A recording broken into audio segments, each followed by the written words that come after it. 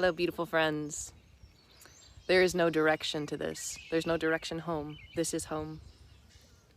So these ideas of being on a path, needing to reach enlightenment, needing to understand non-duality, it's all just concepts. It's all just belief systems. They're all just stories, which are neither right nor wrong. But there is no direction to this. It's directionless.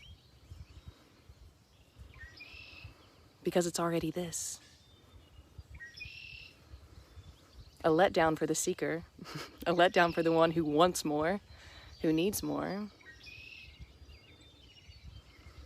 But I don't speak to that one. You see, what resonates with this message, what resonates with any of these messages, is not what you call your mind. The one who believes they have free will and control. That's not who I speak to here. There's nothing for that one here, because that one is a figment of the imagination. It's smoke and mirrors. It's not actually there. It's a mirage, apparition, a ghost story. Ooh. You see? There's no ego to let go of. There's nothing you need to heal or transform before you can be whole. Those are stories. This is already fucking whole. This is already fucking free. Already. This includes pain.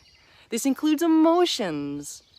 This includes the apparent loss and gain. You see, because everything is an empty, full appearance simultaneously.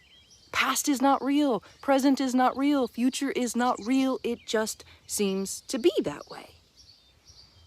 They arise. Yeah, memories from past can arise. Yeah, a seeming imagination for future can arise. No one is attached to it. Just rising and falling. You see, the reason why the sense of separation, which is a complete and utter dream, it's a total fable, the reason why it's so interested in past, present, and future is because that's how it seems to keep itself alive in this pseudo-reality of smoke and mirrors. Yeah? I can hide in my past trauma. I can hide in my past greatness, whatever it is. I can just hide in my past. I can try really hard to enter the present moment. There isn't one. And I can project what I would like to be and fantasize into the future. It's a prison. It's a total prison because self-consciousness, which is an illusion, seems to arise and it thinks, okay, this cannot be divinity. This can't be wholeness. This can't be the beloved. So I'm going to project what that's like into a future scenario. That's Heimdall. Yeah. And until I reach that, fuck all this. This isn't it, but it is. The magic hides in the mundane. The mystery appears as a me, or not.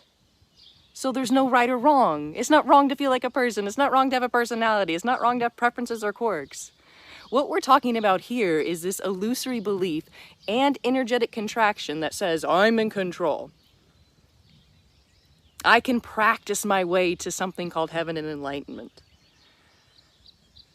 There's a problem here. Something's broken. That's the whole position of the illusory person. There's a problem. You see? Because here's the gambit of the person is, oh, enlightenment or liberation or awakening, I'll always be in bliss. I'll always be happy. I can walk on water, multiply fish. I can read people's minds. No, anything can appear. Being uncomfortable, comfortable. Pain, joy, bliss, ecstasy, anything can arise. No one's attached to these sensations. The person's attached to these sensations because it seems to build an armor around certain emotions, whether they're positive or labeled negative. But you're not an emotion, and you're not just a thought, and you're not just a sensation. These things simply arise. Who and what you are can't be defined. It cannot be boxed into a certain emotion or feeling, but that's what's sold on the spiritual marketplace is, oh, you'll always be in bliss. And if you're not in bliss, well, you've got more healing to do. But what if there is only bliss? And this also includes pain, sadness, apparent losses. What if all of that is bliss? You see, but there's a definition for bliss for the person. And it's all good stuff. There is only the great mystery. There is only that which so many want to call God. It's appearing as everything already. This voice, the birds, sensations. It's just these sensations are actually arising for no one.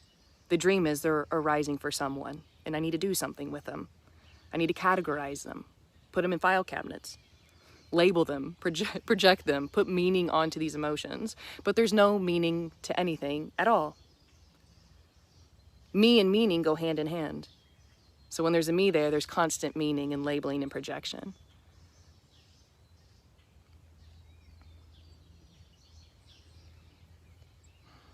Which seems to create the story, the lineage, time. Thinking seems to create time, but I must say, you're not the one thinking. You're not choosing your thoughts, you're not choosing your emotions either. They're spontaneously arising. This is already spontaneous freedom, orgasmic wildness. It's what we call mind that wants to create hierarchies and bridges and gaps and better or worse and gurus and teachers and students and disciples and all that nonsense. Which again isn't wrong, it's just a play, it's just a story. This is already free, whole, perfect, and harmonious. Never for the person, never for the seeker, but for what simply is, which cannot be defined, which is not mind.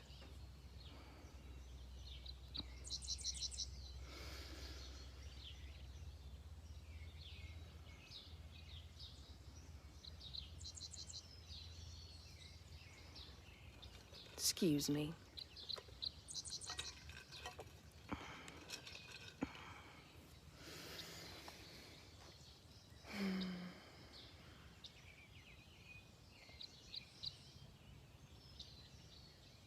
And so none of this is really useful. It's not to direct anyone or help. Just confirming and celebrating that which always is. Yeah? Because none of this is mental, you know. It's completely and utterly intuitive, which intuition can't be taught, you see. It's innate, it's primal, it's wild. It's naturally anarchic. It's naturally innocent. It's naturally whimsical.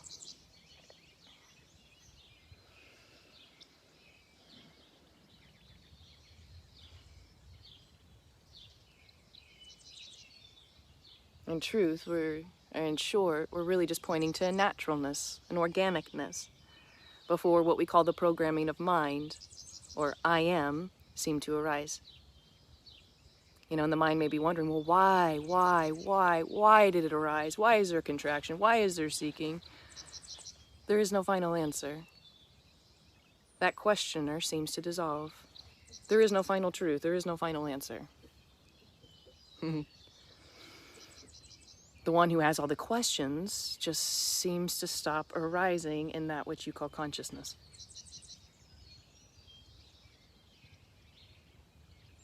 This is not about knowing more, getting more, needing more, attaining more. Not about that at all, not here. No, no, no. This is about a simpleness. An organicness. That which already is appearing. Life appears this way because that's how life wants to appear. Otherwise, it wouldn't be appearing.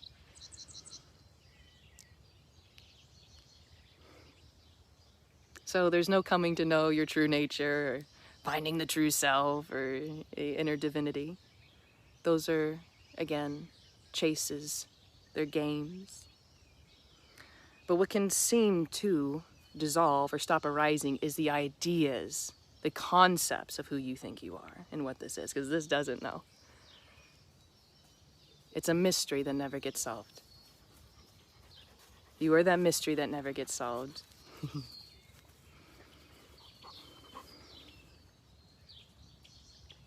It's a joy for no one, not someone.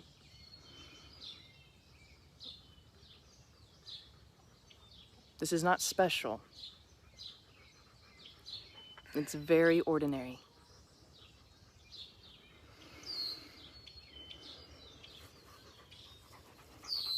Hello, my love.